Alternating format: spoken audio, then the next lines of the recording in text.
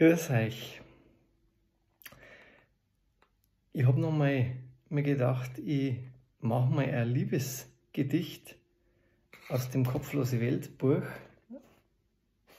weil in dem Buch sind nicht nur gesellschaftskritische Sachen drin, da ist sehr viel Liebe auch drin versteckt und nicht nur versteckt, sondern eingewoben. Liebe zu meiner Frau und Liebe zu dieser Welt.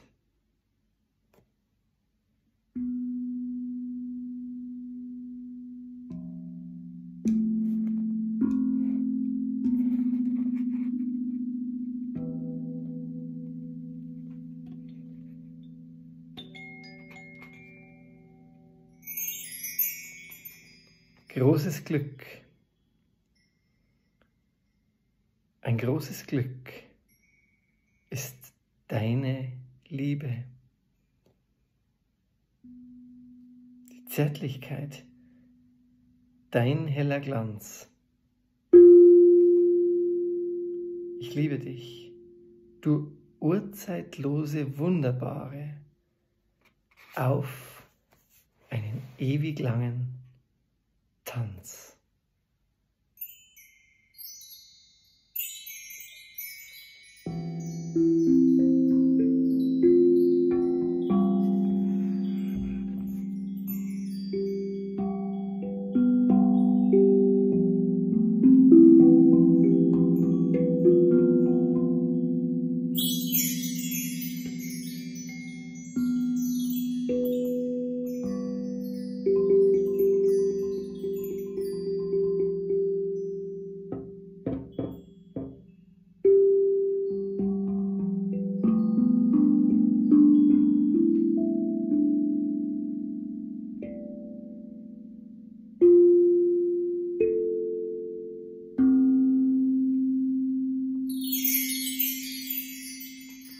Danke fürs Zuhören.